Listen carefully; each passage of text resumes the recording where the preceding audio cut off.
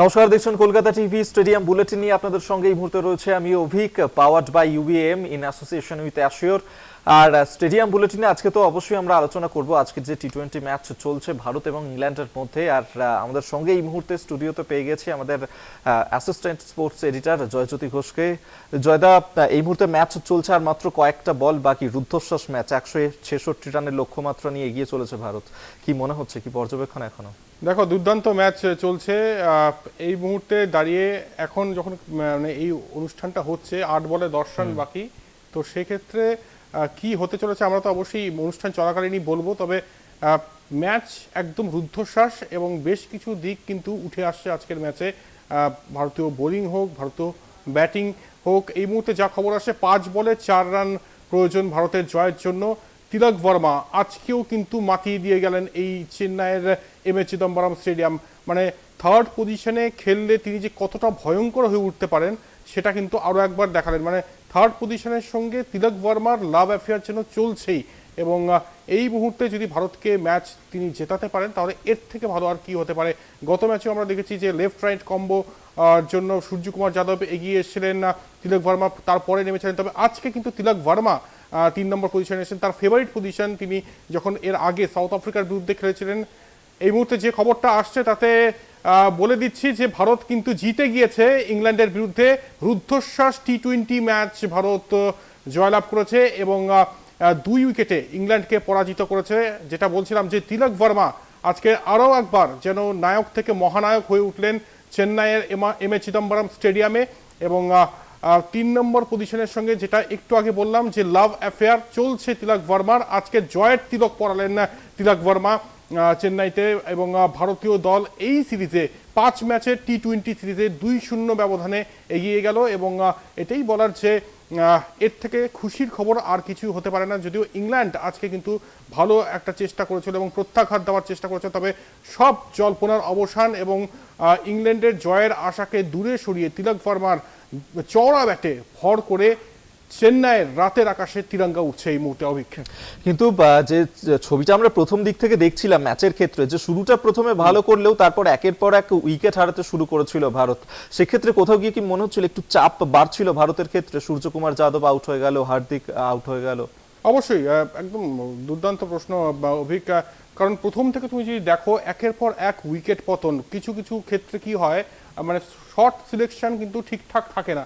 আজকেও তাই হয়েছে যে কিছু কিছু ক্ষেত্রে প্রি মেডিটেটেড শট খেলতে গিয়ে আউট হয়েছেন, এবং কোথাও যেন মানে আত্মবিশ্বাসেরও অভাব দেখা গিয়েছে ভারতীয় ব্যাটারদের মধ্যে। আমি যদি বলি প্রত্যেকের রান সংখ্যা, অভিষেক যিনি গত ম্যাচে নায়ক হয়ে উঠেছিলেন ইডেন গার্ডেন্সে, তিনি ভালো শুরু করেছিলেন, তবে তাকে যে এই লাইসেন্স টু কিল যে দেওয়া হয়েছে গৌতম গম্ভীরের তরফ থেকে, সেটা মাঝে মাঝে কিন্তু নেতিবাচক দিকও রয়েছে। আজকে যেটা তিনি করলেন, মানে এগিয়ে এসে শট খেলতে গিয়েছিলেন, তারপরে ব্যাটে বলা হয়নি এবং প্লাম এলবিডব্লিউ হয়ে তিনি ফিরেছেন। তারপরে সঞ্জু স্যামসন আজকেও কিন্তু ব্যর্থ, তিনি 5 রান করে তিনি ফিরেছেন। ধ্রুব জুরেল আজকে দলে জায়গা পেয়েছেন, কারণ চোটের জন্য রিঙ্কু সিং দলের বাইরে, নীতিশ কুমার রেড্ডি দলের বাইরে, তাদের বদলে এসছেন ওয়াশিংটন সুন্দর এবং ধ্রুব জুরেল ব্যাট হাতে কিছু করতে পারেননি। 4 রান করে শর্ট মিড উইকেটে ক্যাচ দিয়ে ফিরে গিয়েছেন। হার্দিক পান্ডিয়া ভীষণ ক্যাজুয়াল ব্যাটিং আজকে হার্দিক পান্ডিয়ার। তার মানে তিনি যে মাপের ক্রিকেটার, সিনিয়র ক্রিকেটার, তার ওপর কিন্তু অনেক প্রত্যাশা। আজকেও কিন্তু তিনি ব্যর্থ হলেন, 7 রান করে ফিরেছেন হার্দিক পান্ডিয়া। ওয়াশিংটন সুন্দর কিন্তু একটা ভালো ক্যালকুলেটিভ নক করেছেন এবং ক্রুশিয়াল টাইমে তিলক বর্মার সঙ্গে একটা পার্টনারশিপ করেছেন। আর এটা কিন্তু মানে ডিসাইসিভ পার্টনারশিপও বলা যেতে পারে। আর তিলক বর্মা নিয়ে কি বলবো, মানে আজকে কোনো প্রশংসাই যেন যথেষ্ট নয়। মানে এই এতজন ব্যাটারের ব্যর্থতা একা ঢেকে দিলেন বলা যেতে পারে তিলক বর্মা, এবং সত্যি ওয়ান ম্যান আর্মি হয়ে উঠেছেন আজকে তিলক বর্মা। এবং অবশ্যই এর আগে যখন ইডেন গার্ডেন্স ম্যাচ হয়ে গিয়েছে, যখন তিনি ফিরছিলেন চেন্নাইতে, এয়ারপোর্টে দাঁড়িয়ে বলছিলেন যে চেন্নাইতে যাচ্ছি, ওয়াশিংটন সুন্দরের বাড়ির থেকে ব্রেকফাস্ট চাই এবং বরুণ চক্রবর্তীর বাড়ি থেকে ব্রেকফাস্ট চাই এবং ওয়াশিংটন সুন্দরের বাড়ি থেকে ডিনার চাই।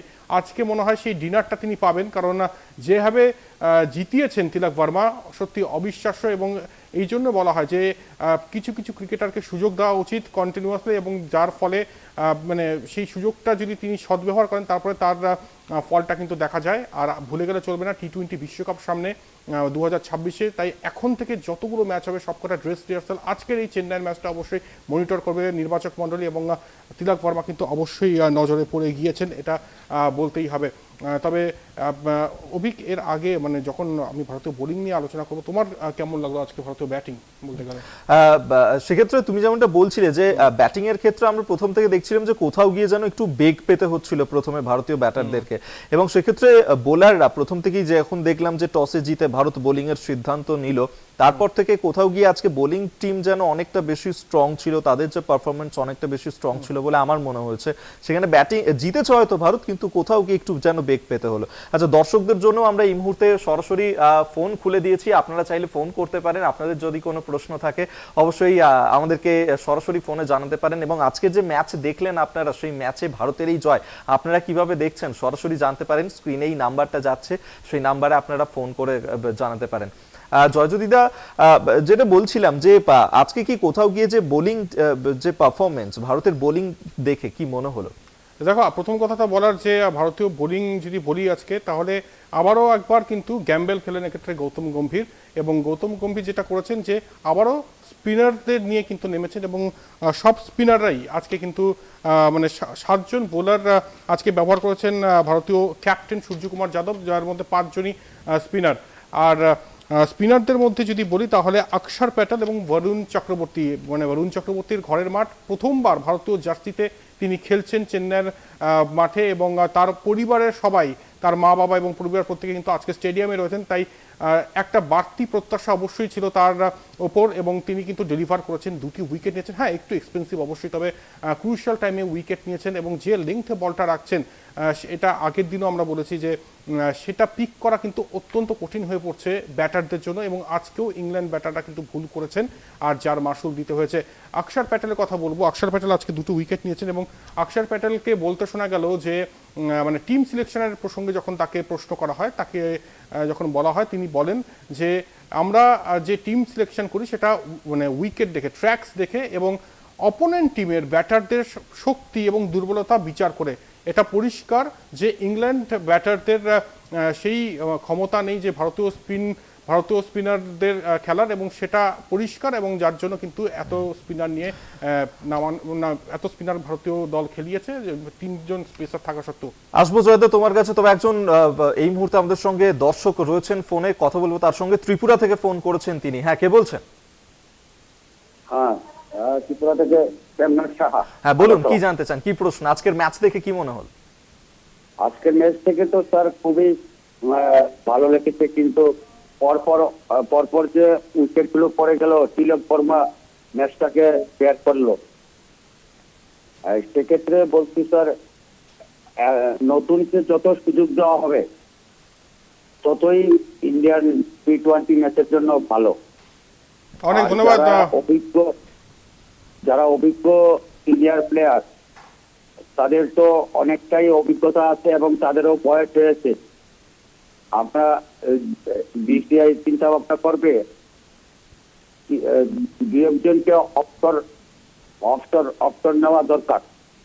অনেক ধন্যবাদ প্রেমনাথ বাবু, ত্রিপুরা থেকে ছিলেন। একদমই ঠিক বলেছেন যে তরুণ ক্রিকেটারদের সুযোগ দেওয়া হচ্ছে, এটা কিন্তু অবশ্যই পজিটিভ দিক। অবশ্যই ভারতীয় টিম সিলেকশন যেগুলো হচ্ছে সেটা একদম ঠিকঠাক দিকেই এগোচ্ছে, কারণ আজকের দিনটা আরও একবার সেটা কিন্তু প্রমাণ করে দিয়েছে। তিলক বর্মা, যিনি এর আগে যখন দক্ষিণ আফ্রিকায় তিনি গিয়েছিলেন, দক্ষিণ আফ্রিকার বিরুদ্ধে পরপর 2টি টি-20 ম্যাচে 17 রান করেছেন, এবং সূর্যকুমার যাদবকে তিনি রিকোয়েস্ট করেছিলেন যে আমাকে 3 নম্বর পজিশনটা ছেড়ে দাও, এবং তারপর কি হয়েছে আমরা দেখতে পেয়েছি। এবং সেই জিনিসটাই কিন্তু আজকেও দেখা গেল যে 3 নম্বর পজিশনে নামলেন, এবং তিনি কিন্তু মাতিয়ে দিলেন ফেভারিট পজিশন। এবং অনেক সময় ব্যাটারদের যদি কমফোর্ট জোন দিয়ে দেওয়া যায় তাহলে তারা কি হতে পারেন সেটা আজকে আরও একবার পরিষ্কার। এবং তিলক বর্মা সত্যি জয় তিলক পরালেন, এবং এই পারফরমেন্সের ধারাটা তিনি আগামীতেও বজায় রাখবেন, এইটুকু আশা করা যেতেই পারে।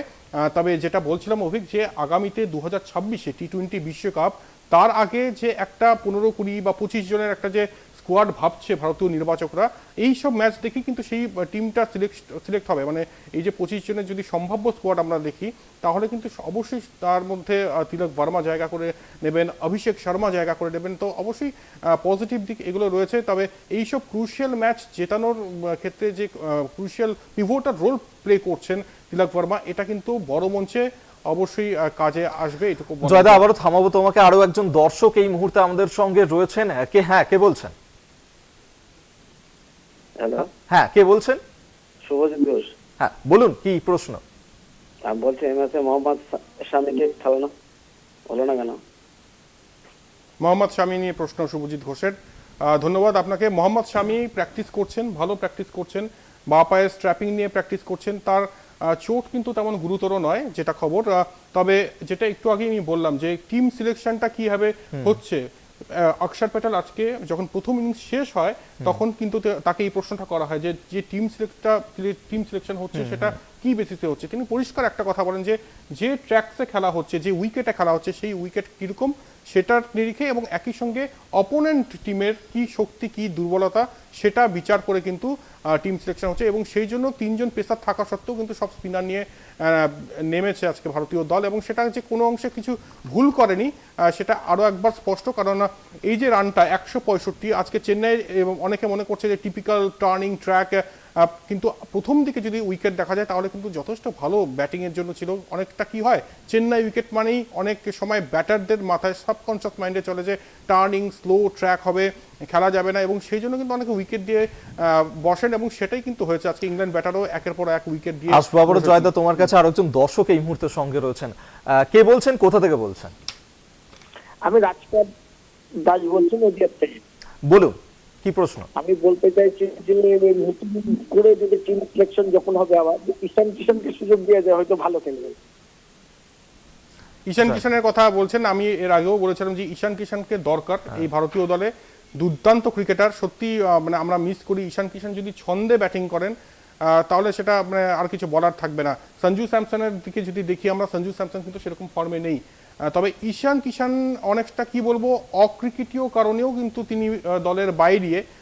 আশা রাখবো তিনি খুব দ্রুত ফিরবেন দলের স্বার্থে। ঈশান কিষান উইকেট কিপার ব্যাটার হিসেবে যদি টি-20 ফর্মেটে খেলেন সেটা ভারতের ক্ষেত্রে ভালোই হবে। কারণ সঞ্জু স্যামসন, আমি মানে উইথ ডিউ রেসপেক্ট বলছি, তিনিও এর আগে 17 রান করেছেন, কিন্তু ধারাবাহিকতার একটা অভাব রয়েছে। তাই ঋষভ পান্ত বা সঞ্জু স্যামসনের জায়গায় টি-20 ফর্মেটে অ্যাটলিস্ট ঈশান কিষান অবশ্যই কিন্তু একটা বড় দাবিদার এক্ষেত্রে। অভিক একেবারেই তাই।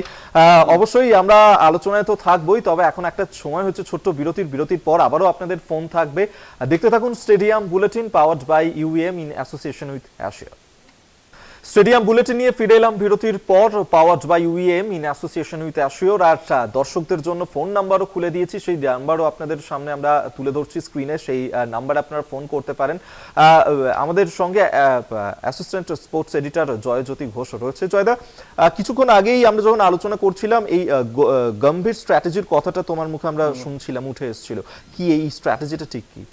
দেখো, গৌতম গম্ভীর যে চাপে রয়েছেন এটা আমরা আগে থেকেই জানি, কারণ বর্ডার গাভাস্কার ট্রফিতে ভারতীয় দল তেমন কিছু করতে পারেনি, তাই একটা চাপ কিন্তু রয়েছে। চাপটা অবশ্যই আমরা অনেক সময় পজিটিভলি ব্যবহার করি, অনেক সময় নেগেটিভলি ব্যবহার করি। এক্ষেত্রে গৌতম গম্ভীরের ক্ষেত্রে যদি বলি তাহলে টি-20 ফর্ম্যাটে অ্যাটলিস্ট গৌতম গম্ভীর কিন্তু ভালো কোচিং করছেন এবং কতটা প্রোঅ্যাক্টিভ। আজকে যদি তুমি দেখো, ড্রিঙ্কসের সময় তিনি চলে আসছেন মাঠে এবং তিনি প্লেয়ারদের সঙ্গে কমিউনিকেট করছেন, তাদের সাহস দিচ্ছেন, এবং স্ট্র্যাটেজির ক্ষেত্রে তুমি যদি বলো পিচটা ঠিকঠাক রিড করছেন, এবং যে মানে অনেক গিভেন ডে যাকে খেলানো উচিত তাকেই তিনি খেলাচ্ছেন, এবং যেভাবে তিনি ডিরেকশন দিচ্ছেন সূর্যকুমার যাদব এই টিমের, মানে যদি চাকদি ইন্ডিয়ার কবির খানের ভাষায় বলি, হার টিমে গুন্ডা রেহতা হ্যায়, এই টিমের গুন্ডা কিন্তু গৌতম গম্ভীর। এবং তিনি যে স্ট্র্যাটেজিটা নিচ্ছেন সেটা অবশ্যই ইমপ্লিমেন্ট করার চেষ্টা করেছেন ভারতীয় ক্রিকেটাররা, এবং সেটার ফল আমরা পাচ্ছি। চেন্নাই এম.এ. চিদম্বরম এই স্টেডিয়াম কখনো খালি হাতে ফেরায়নি কোচ বা ক্যাপ্টেন গম্ভীরকে, যখন কেকেআরের জার্সিতে তিনি ছিলেন। আজকেও কিন্তু খালি হাতে ফেরালো না এম.এ. চিদম্বরম, এবং এম.এ. চিদম্বরম থেকে 2-0 ব্যবধানে এগিয়ে, মানে জিতে এগিয়ে সিরিজে এগোচ্ছে ভারতীয় দল। একেবারেই। আবার একজন দর্শক ফোন করছেন, পরপর দর্শকদের ফোন ঢুকতে শুরু করেছে এই মুহূর্তে। কে বলছেন, কোথা থেকে বলছেন? আমি বেলদা থেকে বলছি, পশ্চিম মেদিনীপুর বেলদা থেকে বলছি। বলুন কি প্রশ্ন রয়েছে। প্রশ্ন হচ্ছে যে এই যে সঞ্জু স্যামসন যে ব্যাট করছেন, বারবার যে তাকে সিলেকশন কমিটি সিলেকশন করছে কেন? বারবার ব্যর্থ হচ্ছে, তবুও তাকে কেন সিলেকশন করা হচ্ছে? সঞ্জু স্যামসনের কথা বলছেন আপনি, তাই তো? হ্যাঁ হ্যাঁ। সঞ্জু স্যামসন সত্যি সুযোগটা একটু বেশিই পাচ্ছেন। অনেক ভারতীয় ক্রিকেটার হলে কিন্তু এর আগেই ছিটকে যেতেন। আমরা এর আগেও দেখেছি যে অনেক ভারতীয় ক্রিকেটার সুযোগ পায়নি, হয়তো একটা দুটো সুযোগ পেয়েই তাকে সরিয়ে দেওয়া হয়েছে। টেস্ট ক্রিকেটে যদি দেখি, করুণ নায়ক 300 করেও তো পরে তাকে বসতে হয়েছে। কিন্তু সঞ্জু স্যামসন আসলে কি, মানে আমি একটু আগে যেটা বললাম যে ধারাবাহিকতার যথেষ্ট অভাব, কিন্তু হঠাৎ একটা বড় রান করে দিচ্ছেন, মানে হঠাৎ একটা 100 করছেন, তারপর 3টে ম্যাচে ব্যর্থ, যার জন্য দলে তিনি থেকে যাচ্ছেন ঠিকই। তবে একজন ভদ্রলোক একটু আগে ফোন করলেন এবং বললেন যে ঈশান কিষানের কথা। ঈশান কিষানের যদি অক্রিকেটীয় কারণটা না থাকে, ঈশান কিষান অবশ্যই দাবিদার হতে পারে 2026 টি-20 ওয়ার্ল্ড কাপের জন্য, কারণ সামনে আমরা জানি টি-20 ওয়ার্ল্ড কাপ রয়েছে এবং ভারতীয় দলকে, ভারতীয় স্কোয়াডকে অবশ্যই সাজাতে হবে। এর আগে টি-20 ওয়ার্ল্ড কাপ ভারত জিতেছে, তাই উইকেট কিপার ব্যাটারের এই যে পজিশনটা, এটা নিয়ে কিন্তু ভাবার সময় এসছে। সঞ্জু স্যামসন নিয়ে কি ভাববেন ভারতীয় নির্বাচক মণ্ডলী, নাকি এক্ষেত্রে অন্য কিছুতে তারা ভাবছেন? ঋষভ পান্ত যদি না হয় তাহলে কে থাকবে এক্ষেত্রে অবশ্যই ঈশান কিষানের নামটা কিন্তু বারবার আসবে। একেবারেই অবশ্যই সেদিকে নজর থাকবে। তবে এই মুহূর্তে আরো একজন দর্শককে পেয়ে গেছি সঙ্গে। কে বলছেন, কোথা থেকে বলছেন? সহজে যেত রিংকুসিং খেললে। হ্যালো, কে বলছেন, কোথা থেকে বলছেন? শুনতে পাচ্ছেন? হ্যালো, হ্যাঁ, কে বলছেন? বনগা থেকে হ্যাঁ বলুন, কি জানতে চান? বলছি, রিংকুসিং খেললে, আর রিংকুসিং খেলছে না কেন? আজকে তো পেসটা তো সহজ হয়ে যেত। আচ্ছা, রিঙ্কু সিং খেলছেন না কেন? হ্যাঁ, রিঙ্কু সিং এর যেটা আপডেট সেটা অবশ্যই আমরা বলতাম। রিঙ্কু সিং এর হচ্ছে লো ব্যাক স্পাজম, যার জন্য তিনি আগামী 2টি টি-20 ম্যাচেও কিন্তু তিনি খেলতে পারছেন না। দুঃখজনক অবশ্যই। বলে রাখি, চোটের যে আপডেট বিসিসিআই থেকে যা মেল এসছে, রিঙ্কু সিং লো ব্যাক স্পাজমের জন্য আগামী 2টি ম্যাচ, মানে দ্বিতীয় এবং তৃতীয় টি-20 ম্যাচ, মানে দ্বিতীয় টি-20 ম্যাচ তো হয়ে গেল, আর তৃতীয় টি-20 ম্যাচেও তিনি খেলবেন না। আর নীতিশ কুমার রেড্ডির সাইড স্ট্রেন ইনজুরির জন্য তিনি এই সিরিজ থেকেই কিন্তু বেরিয়ে গিয়েছেন এখনো পর্যন্ত, এটা আপডেট। যদি আর কিছু আপডেট আসে অবশ্যই আমরা জানিয়ে দেবো। দুঃখজনক, নীতিশ কুমার রেড্ডিও অত্যন্ত ভালো ক্রিকেটার। এর আগের দিন মানে ইডেন গার্ডেন্সে যে ক্যাচটা তিনি জস বাটলারে ধরেছেন, সেটা বহুদিন ইডেন গার্ডেন্স মনে রাখবে, তাই দুঃখজনক। তবে এর ফলে আরও একটা দিক খুলে গেল, যারা সুযোগ পাচ্ছিলেন না তাদেরকে এবার সুযোগ দেওয়া হচ্ছে, যদি তারা ইনক্যাশ করতে পারেন। তবে ধ্রুব জুরেলকে আজকে সুযোগ দেওয়া হয়েছিল, তিনি কিন্তু ব্যর্থ। আশা রাখবো পরের ম্যাচে যদি তিনি সুযোগ পান তাহলে সেই সুযোগের সদ্ব্যবহার তিনি করবেন। যেটা মানে দর্শকরা জানতে চাইছিল, এই যে দুজন চোটের কারণে তারা ম্যাচ থেকে বাদ পড়লেন, সেই জায়গায় নতুন দুজন এলো, এই আজকের যে ম্যাচটা, সেই ম্যাচ কি কোনো ইম্প্যাক্ট পড়লো এটার? আচ্ছা, এই প্রশ্নটা নিয়ে আসবো তোমার কাছে, তবে তার আগে আরো একজন দর্শককে এই মুহূর্তে সঙ্গে রয়েছেন। কে বলছেন, কোথা থেকে বলছেন? যোগাযোগ বিচ্ছিন্ন হয়ে গেছে। যে বিষয়টা জানতে চাইছিলাম তোমার কাছে। হ্যাঁ, সেটা তো অবশ্যই, মানে কোনো ক্রিকেটার থাকছে সেই দলে, সেখান থেকে মানে আমরা জানি যারা পারফর্ম করবেন বা ডেলিভার করবেন, তার জায়গায় যদি ফট করে মানে তিনি চোটের কারণে ছিটকে যান, সেটা একটা ধাক্কা অবশ্যই। আর রিঙ্কু সিং এর মতো ক্রিকেটার, মানে ওই 5টা 6 পরপর মারার পর থেকে রিঙ্কু সিং নিয়ে আর নতুন করে কি বলবো। সূর্যকুমার যাদব যখন ইডেন গার্ডেন্সে প্রেস কনফারেন্স করেছেন, তখন তাকে প্রশ্ন করা হয়েছিল যে রিঙ্কুকে নিয়ে কি প্রত্যাশা। তিনি হাসতে হাসতে বলেছেন সূর্যকুমার যাদব যে আমি তো দেখছি রিঙ্কু 6 মারছে, মানে সবাই দেখছে রিঙ্কু 6 মারছে, তাই একটা প্রত্যাশা কিন্তু অলরেডি তৈরি হয়ে গেছে। সেই রিঙ্কু সিং যদি ছিটকে যান তাহলে সেক্ষেত্রে অবশ্যই একটা সমস্যা তৈরি হয়। তবে যেটা বললাম, যে যারা পাচ্ছেন সুযোগ, এই যে রিঙ্কু সিং নেই বা এই যে নীতিশ কুমার রেড্ডি নেই, তার ফলে যারা যারা সুযোগ পাচ্ছেন তাদের কাছে কিন্তু একটা ভালো মানে সুযোগ এসছে এবং সেটার সদ্ব্যবহার তারা আশা করি করবেন। এবং আশা করব যে এর পরের ম্যাচে ধ্রুব জুরেল বা অন্যান্য যেসব ক্রিকেটাররা সুযোগ পাবেন সেটা অবশ্যই তার সদ্ব্যবহার তারা করবেন। তবে ওয়াশিংটন সুন্দরের কথা আজকে বলতে হবে, তিনি কিন্তু ভালো খেলেছেন, আজকে একটি উইকেট অবশ্যই নিয়েছেন এবং একই সঙ্গে যে 26 রান করেছে এবং তিলক ভার্মার সঙ্গে যে ক্রুশিয়াল টাইমে এই যে পার্টনারশিপটা করছেন, এটা কিন্তু ম্যাচ ডিসাইসিভ পার্টনারশিপ বলা যেতেই পারে। একেবারে। একজন দর্শক রয়েছেন সঙ্গে, কে বলছেন, কোথা থেকে বলছেন? হ্যালো, হ্যাঁ, কে বলছেন? আমি আশিস কুমার ভট্টাচার্য বলছি, বসিরহাট থেকে। হ্যাঁ বলুন, কি জানতে চান? আচ্ছা, স্বামী কি ব্যাপার, স্বামী ফার্স্ট খেলাটাতে সুযোগ পেল না, সেকেন্ড খেলায় এই অবস্থা হলো। Really unfortunate to us, why he is not taking chance. প্রশ্নটা আপনার কথা স্পষ্ট হলো না, আরেকবার যদি করেন। স্বামীর চান্সটা কেন পাচ্ছে না, আমি বুঝতে পারছি না। ফার্স্ট খেলাতে পেলো না, এই খেলায় পেলেন নাম। মোহাম্মদ শামি নিয়ে প্রশ্ন করছেন, এটা আমাদেরও প্রশ্ন ছিল যে মোহাম্মদ শামিকে কেন সুযোগ দেওয়া হচ্ছে না। ইনজুরি কনসার্ন কিন্তু তেমন নয়, তিনি ফিট রয়েছেন। হ্যাঁ অবশ্যই বা পায়ে একটা স্ট্র্যাপিং নিয়ে তিনি নেটে বোলিং করছেন, তবে ঠিক জায়গায় বল রাখছেন, বল মুভমেন্ট করাচ্ছেন, সিপ মুভমেন্ট যেটার জন্য তিনি সুবিদিত, সেটার জন্য মানে সেটা নেটে ঠিকঠাক করছেন। তবে তাকে নেওয়া হচ্ছে না হয়তো এই কারণেই যে উইকেটটা হয়তো স্পিনিং ট্র্যাক, সেই জন্য হয়তো স্পিনারদের বাড়তি সুযোগ দেওয়া হচ্ছে। দেখা যাবে যে মানে আমাদের দেখতে হবে যে আগামী যে ম্যাচগুলো রয়েছে সেখানেও কি একই টিম কম্বিনেশন ধরে রাখে টিম ইন্ডিয়া বা ইন্ডিয়ান থিঙ্ক ট্যাঙ্ক, নাকি এক্ষেত্রে মোহাম্মদ শামিকে সুযোগ দেয়। আমার মনে হচ্ছে মোহাম্মদ শামি চ্যাম্পিয়ন্স ট্রফিতে একদম অবশ্যম্ভাবী খেলবেন, যার জন্য কোনো রকম ঝুঁকি নিতে চাইছে না এক্ষেত্রে ভারতীয় থিঙ্ক ট্যাঙ্ক। যদি আবারও চোট লেগে যায়, যদি এই ভয়ের জন্য হয়তো ভারতীয় দল এই মুহূর্তে কোনো রকম ঝুঁকি নিচ্ছে না মোহাম্মদ শামি প্রসঙ্গে। তবে মোহাম্মদ শামি খেলবেন, একটু ধৈর্য ধরুন, ভারত তো জিতছে, আমরা একটু সেলিব্রেট করি না। মোহাম্মদ শামি আসবেন, তার জায়গাতেই আসবেন। অপরদিকে আর্শদীপ রয়েছেন, তাই মানে জমজমাট এই পেসার জুটিকে দেখা যাবে আগামী মানে যে 3টে টি20 রয়েছে তার মধ্যে একটি দুটিতে অবশ্যই দেখা যাবে। তাই একটু ওয়েট অ্যান্ড ওয়াচ। শামির ক্ষেত্রে এক্সট্রা কেয়ার নিচ্ছে এক্ষেত্রে ভারতীয় থিঙ্ক ট্যাঙ্ক, যেটা মনে হচ্ছে। এবং কারণ সামনে ওডিআই সিরিজ রয়েছে, আমরা জানি 6 ফেব্রুয়ারি থেকে ভারত ইংল্যান্ডের ওডিআই সিরিজ অত্যন্ত গুরুত্বপূর্ণ, কারণ সেই ওডিআই সিরিজটা কিন্তু ড্রেস রিহার্সাল চ্যাম্পিয়ন্স ট্রফির আগে। তাই সেখানে জসপ্রীত বুমরা প্রথম দুটি ম্যাচে নেই, তাই মোহাম্মদ শামিকে ব্যাক করতেই হবে, কারণ ওখানে মোহাম্মদ শামি খেলবেন আমি ড্যাম শিওর। তাই টি20 সিরিজে হয়তো একটু বিশ্রামে রেখেছেন এক্ষেত্রে ভারতীয় থিঙ্ক ট্যাঙ্ক। অর্থাৎ আমাদেরকে আরেকটু অপেক্ষা করতে হবে সেক্ষেত্রে।